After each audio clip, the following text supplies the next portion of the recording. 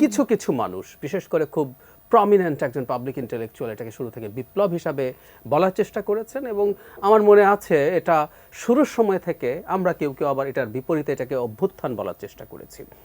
In fact এর মধ্যে এই শব্দের মধ্যে অনেকে ভাবতে পারেন হয়তো যে এই শব্দগুলো কেন আসছে। সো এটা একটা বিপ্লব না, আর যদি বিপ্লব হয়েই থাকতো আপনি 5 মাস পরে এসে সেটার প্রক্লেমেশন ঘোষণা করবেন এবং আপনি 72-এর সংবিধানকে কবর দেবেন এবং নতুন সংবিধান লিখবেন, আরও কী কী করবেন আমরা জানি না, কারণ ওনারা এখন এগুলো সব খোলাসা করেননি।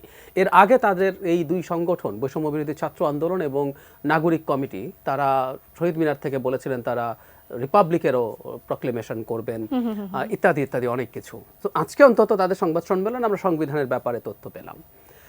এখন এটাকে আমরা যেভাবে দেখতে চাই সেটা হলো 5 মাস পর আপনার হঠাৎ করে মনে হলো যে এটা একটা বিপ্লব ছিল, সো এই বিপ্লবটাকে এভাবে করতে হবে। কারণ আমাদের মনে আছে যে শহীদ মিনারে যাওয়া, কেউ কেউ বিপ্লবী সরকার তৈরি করার কথা বলেছেন, তারা আমরা জানি না যে বিপ্লবী সরকার হবে কিনা।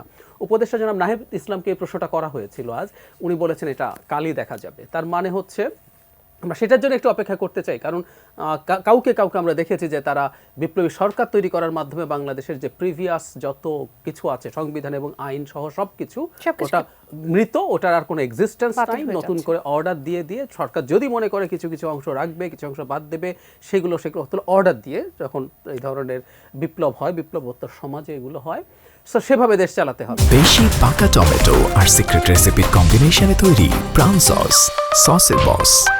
যখন আপনার সংবিধান এবং সব আইন এক্সিস্ট করে না, তখন আপনি কতগুলো অর্ডার দিতে পারেন যে ঠিক আছে আমরা সংবিধান, আপনি কিন্তু বলতেও পারেন যে তখন অর্ডার দিয়ে সংবিধানের এই এই এই অংশগুলো নেক্সট সংবিধান আসার পর্যন্ত কার্যকর থাকবে, এই আইনগুলো কার্যকর থাকবে, বা এই আইনের এত অংশ কার্যকর থাকবে। এগুলো চ্যালেঞ্জ করা যাবে না, কারণ আপনি যেহেতু সংবিধানকে বাতিল করছেন।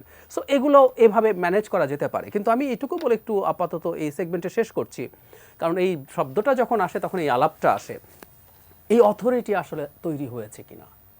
মানে যখনই একটা আন্দোলনের মাধ্যমে কোনো একটা স্বৈরাচারী সরকারের পতন ঘটানো হয়, সেটাই কি বিপ্লব? এরশাদেরও পতন ঘটিয়েছিলাম আমরা, ওটাও কি বিপ্লব ছিল?